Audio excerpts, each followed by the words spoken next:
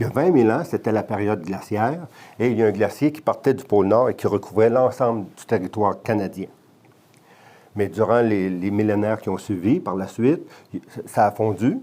Et à mesure que le glacier reculait, c'était possible pour la végétation de reprendre, les animaux ont suivi et des Autochtones aussi sont venus s'établir. Par exemple, il y a des pointes de flèches datant de 12 000 ans qui ont été trouvées dans le sud de la province de Québec. Il y a 500 ans, il devait y avoir environ 300 000 Autochtones sur l'ensemble du territoire canadien. C'était pas très nombreux, mais partout c'était peuplé. Il y avait des Autochtones en Colombie-Britannique, dans l'Ouest canadien, à Terre-Neuve, il y en avait dans le sud, dans le nord c'était les Inuits. Vraiment, ils n'étaient pas nombreux, mais il y en avait partout. Puis c'était des sociétés de chasseurs-cueilleurs nomades, c'est-à-dire qui vivaient en petits groupes qui se déplaçaient pour survivre. Puis, ils trouvaient dans la nature ce qu'ils avaient besoin. Par exemple, ils utilisaient des pierres, du bois, de l'écorce, des plantes, la fourrure des animaux. Ça leur permettait de se fabriquer des vêtements, d'avoir des arcs, des flèches, de se faire des raquettes, canoës en écorce, etc. Tout ce qu'il fallait, dans le fond, pour survivre. Mais les sociétés autochtones, donc, il n'y avait pas de ville, il n'y avait pas de métaux, pas d'or, il n'y avait pas de richesse accumulée. De sorte que, du point de vue des Européens, les Autochtones du Canada étaient pauvres. Ça, c'est une caractéristique importante, parce que les Aztèques et les Incas, eux, étaient nombreux, ils avaient des villes, puis il y avait de l'or. C'est pour cette raison-là que les conquistadors espagnols vont les attaquer et les détruire pour pouvoir prendre leur or. Mais pour les Autochtones du Canada, dans le fond, ils possédaient rien, sauf leur territoire. Alors, c'est la seule chose que les Européens pouvaient leur prendre, et c'est ça qu'ils vont faire. Le 25 juillet 1534, Jacques Cartier arrive à Gaspé, et là, il fait le rituel de planter une croix et de prendre possession de la totalité du territoire au nom du roi de France, François Ier. En fait, il y avait déjà Jean Cabot, qui lui travaillait pour le roi d'Angleterre, puis qui lui aussi avait pris possession de l'ensemble du territoire, mais au nom de l'Angleterre. Alors, on peut dire que dès cette époque-là, puis ça va continuer, il y a deux propriétaires autoproclamés du territoire d'Amérique du Nord, l'Angleterre et la France, puis les Autochtones sont considérés comme des sujets de Sa Majesté. Jacques Cartier et Jean Cabot, quand ils sont venus en Amérique du Nord, ce qu'ils recherchaient, c'était une route pour se rendre en Chine. On pourrait dire, je ne sais pas, des gars qui étaient très forts, disons, en géographie. Donc, ils voulaient se rendre en Chine parce qu'ils espéraient pouvoir trouver de l'or, de la soie, puis ramener en Europe aussi des épices. Ça valait très cher à l'époque. Mais, dans le fond, leur voyage, c'était un peu un échec parce qu'ils n'ont rien trouvé de tout ça, ni la route pour se rendre en Chine. Jacques Cartier va venir 3 fois en Amérique du Nord, puis ça va être tout, ça va arrêter là. Par la suite, il va y avoir en 1608 Champlain qui, lui, va venir fonder la colonie, va venir fonder la ville de Québec, puis il va fonder la colonie de la Nouvelle-France. À partir de ce moment-là, il va toujours avoir des Français ici qui vont s'établir, puis ça va être une colonie. Une colonie, c'est un territoire qui est exploité pour ses ressources naturelles, puis c'est important que ça soit rentable pour la métropole. Dans le fond, une colonie, c'est un peu une business. Que le but, donc, c'est d'être rentable. Puis, à cette époque-là, on a quand même trouvé 2 ressources qui pouvaient être intéressantes pour les Européens. C'est les fourrures, puis en particulier la fourrure de castor, parce que il y avait une mode de chapeau en Europe. Là, puis beaucoup, c'était le feu du castor qui va être utilisé pour faire des chapeaux. Dans les années, mettons, par la suite, dans les années 1700, là, il pouvait y avoir 150 000 peaux de castor par année qui arrivaient en France. L'Angleterre faisait ça aussi. Donc, c'était une richesse importante quand même. C'était pas précieux comme de l'or ou de la soie ou des épices, mais quand même. Puis l'autre marchandise qui était intéressante, très humble, mais c'est le poisson près de Terre-Neuve, parce qu'il y avait des quantités là, vraiment phénoménales de poissons, de sorte qu'à une époque, comme par exemple vers 1650, il pouvait y avoir 400 navires français par année qui venaient pêcher, puis il y avait 10 000 Français qui travaillaient dans le domaine des pêcheries. Ça, c'était les deux ressources qui étaient importantes. La France et l'Angleterre, dans ce temps-là, c'était les deux superpuissances mondiales, puis il se faisait la guerre là, à répétition. Entre autres, il y a eu la guerre de 1756 à 1763, qu'on a appelée la guerre de 7 ans, où est-ce que là, ils se battaient un peu partout. Donc, les armées françaises attaquaient les armées anglaises en Europe. Ça se passait aussi en Amérique du Nord. C'était la Nouvelle-France contre la Nouvelle-Angleterre. Il y avait sur les océans, même en Inde, ils se battaient aussi. Puis, entre autres, il y avait les îles à sucre. Ça, les îles à sucre, c'était les colonies les plus rentables.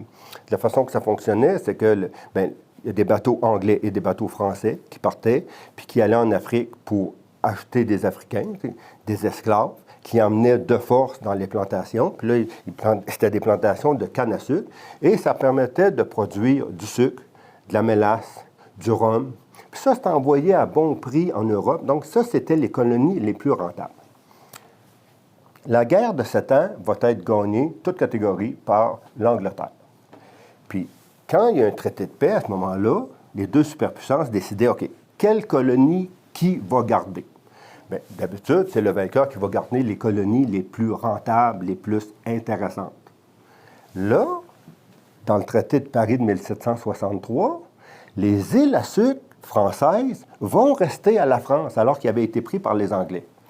Ce qu'on pense, c'est que les riches propriétaires des îles à sucre britanniques, comme la Barbade, vont demander à ce que les îles à sucre restent dans la filière française, pas aller dans la filière anglaise. Parce que s'il avait fallu que toute cette production-là de sucre aille en Angleterre, probablement que le prix du sucre aurait baissé, c'était pas très bon. Donc, ils préféraient que les îles à sucre restent françaises, même si c'était ça qui était le plus rentable.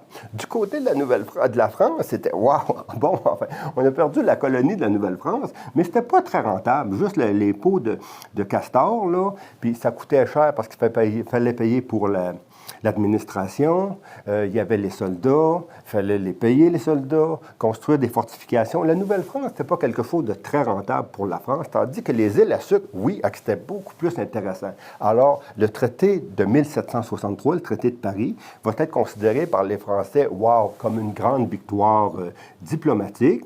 Puis, l'Angleterre va se retrouver avec sa colonie de Nouvelle-France, qui ne s'appellera plus comme ça. À partir de maintenant, ça va être la Province of Québec. Il y a 60 000 Canadiens français qui étaient ici établis en Nouvelle-France. Puis l'Angleterre aurait bien aimé ça, qu'ils deviennent anglophones et protestants, mais c'est pas ça. Ils étaient francophones et catholiques, donc il y avait une différence là. Mais à partir de cette époque-là, donc la population va être gérée par l'Angleterre.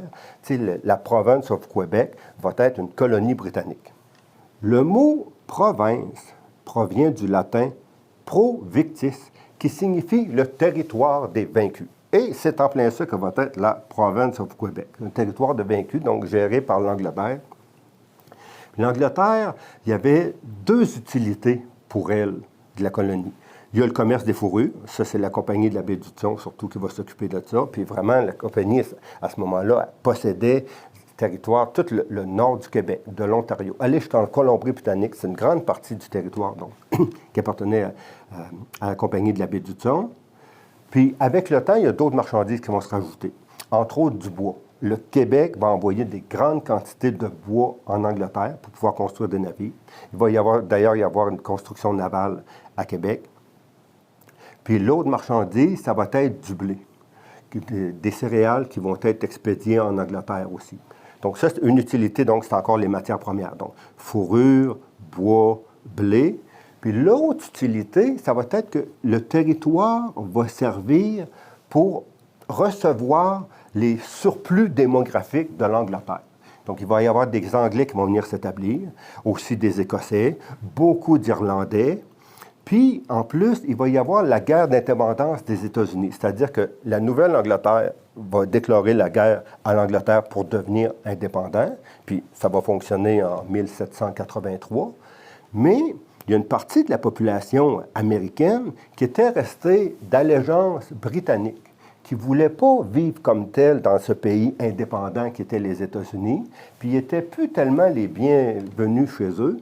Alors, on les a appelés les loyalistes, et l'Angleterre leur a proposé, les loyalistes, comme ils étaient plus bien donc, aux États-Unis, bien, venez habiter les provinces, les colonies du Nord, les colonies britanniques. Alors, on estime qu'il y a entre 40 000 et 50 000 loyalistes qui vont venir s'établir. Ils vont venir en Nouvelle-Écosse, Nouveau-Brunswick, dans les cantons de l'Est, le sud de l'Ontario. Ça, c'est le début du peuplement britannique. À cette époque-là, dans le fond, c'était une société agricole. Par exemple, en 1760, il y avait encore 210 seigneuries dans la Nouvelle-France.